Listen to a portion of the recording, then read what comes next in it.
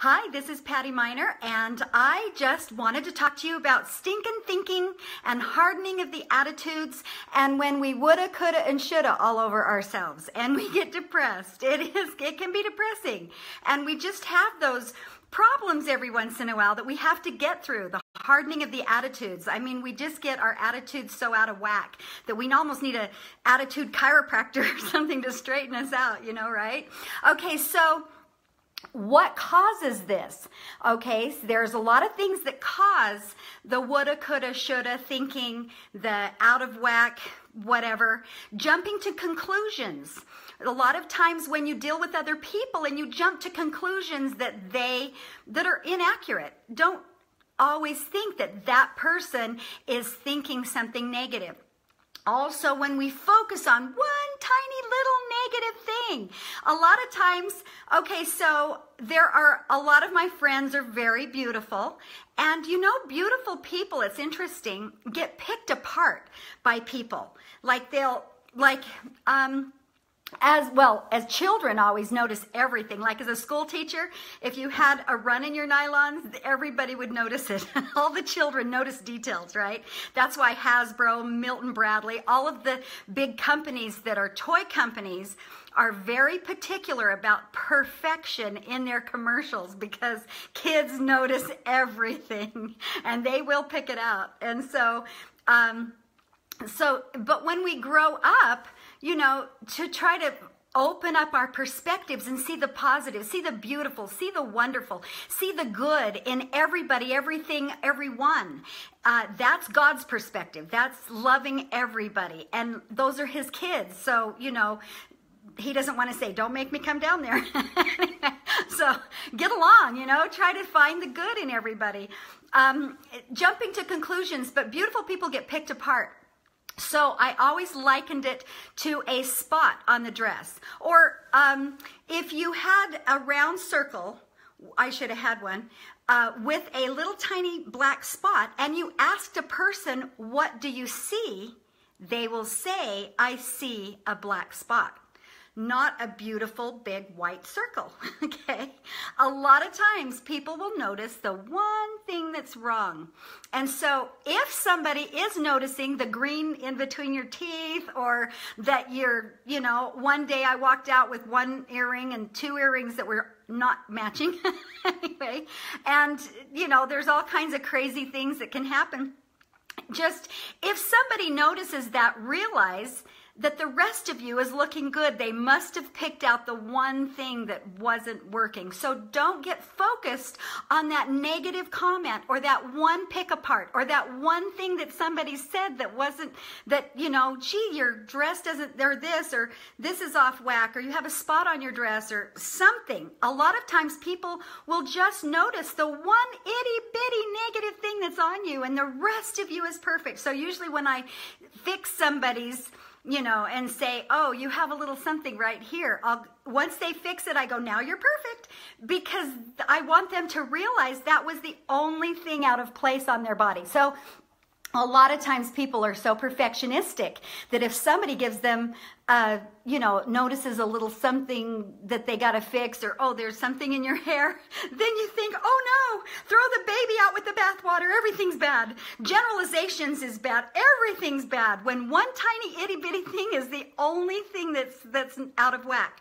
So don't have your self-esteem go completely swirling right down just because somebody noticed there was something in between your teeth, or something was wrong, or something was stuck in your hair. You know, there's tiny little things that are out of whack, and you are still perfect. We are human beings, and everything about you is wonderful and great. We're all on a journey, learning and growing, and our perspectives are changing, and everything, you know, God's not finished with us yet. We're still working on it. And be kind to other people, because God's not finished with them either. Okay, then there's the always or the never attitude. This is also hardening of the attitudes and stinking thinking. You know, the woulda, coulda, shoulda. I think the always or never. When I went to BYU, one of my majors is psychology, and they showed us a video at the beginning of this one class. I can't remember the name of the class, darn it. Was how to have an argument. And they showed us this video. They showed the a couple, a husband and wife, arguing. And they showed them arguing and it going bad. And then they showed the same argument and it going good. And at the beginning of the class, I couldn't see any different. I thought it was the same argument. How did one resolve and one didn't? I don't get it. And at the end of the class, after we had learned all the techniques that you don't say always, you never say, you never do this, you always do this, generalizations or name calling, you terrible, awful, whatever you're going to say. You know, I've heard some bad ones I won't repeat here. But anyway, they're name calling, always in generalizations, not listening to one another. Once we learned all those wonderful techniques, then they showed the video at the end of the class again, the beginning of that video of the husband and wife arguing, and it went completely bad, and them arguing, and they resolved it. And it was very different. At the end of class, I could see they didn't say, you always do this, or you never do that. They stopped and listened to one another, even though they were angry. And they might interrupt. Women have a tendency to interrupt. I do. I'm sorry. Anyway, but I'm trying to work on that. I'm really working on not interrupting. Oh my goodness, I interrupt my friends, my husband, everybody. So because I'm in their flow of thought and I have a question and I'm right in there. I'm listening, but I always have something to say. But anyway, I'm getting rid of that. I'm working on it. I'm telling the universe I'm getting better. Okay, so they didn't say never. They didn't say always. This couple that was arguing, that resolved it, were listening to the other side and not assuming the negative and not assuming that the other person was out to get them or something. They were assuming the other person wanted to resolve this. And they had really good habits of not name calling and not going all into the past and digging everything up. They were just focusing on the one problem at hand, you know, like where to take the family vacation. That's all they were focused on. Not, well, last time and this time and 20 years ago, you know, how to have an argument. Don't bring up the past. Okay, so that all or nothing thinking is also another problem that we have with our stinking thinking and our hardening of the attitudes and our woulda, coulda, shoulda. It's because everything has to be perfect or nothing is perfect. Okay, parts of it is perfect. Parts of what you have in your organization, in your group, in your family, you have to focus on those positive things. It is what it is. All you can do is all you can do. We say that in our family all the time. Repeat after me. It is what it is.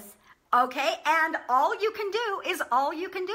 Sometimes we're in circumstances where we can't do anything about it. Or sometimes we're in a circumstance we have to wait to do anything about it. Or we could do one little nice thing. If you have a real, not just a thought, but a heart, something in your heart that is inspiring you to do something good, then do that. Do that, and that will be the thing that you need to do. If it's implying from someone else, if your situation and woulda, coulda, stinking thinking and all that is coming from somewhere else and it doesn't need to be your problem, then repeat after me. It is not my circus.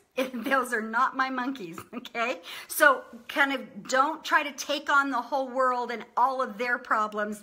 And sometimes our best friends need a therapist and not us. Sometimes we can be the therapist, but make sure that it doesn't get all over you and that you are taking and letting the universe resolve that. Do one thing at a time and focus on that. Don't be so pulled apart. That is one of the biggest stresses that we have in our life, is being pulled apart into so many directions. Our soul, our spirit, everything's just pulling at us in every direction. There's so many charities, there's family, there's advertisements, television, there's all this electronic devices and everything. Everybody wants us all the time. And it's just so overwhelming sometimes that it's easy to want to just go nothing. I'll do all of it or nothing. And so just do something, you know, just do something good that you can do, that you feel like doing, and celebrate life. Live one thing at a time and celebrate life right now. Find something beautiful that you look outside your window and find something beautiful right now. Even if it's a rainstorm, even if it's a snowstorm, find the beauty in life. I was in a play called Charlie where we toured the United States. and I was Charlie. It was a girl's name. And we had a song that was just beautiful, written by Lexi Azevedo, called Celebrate Life.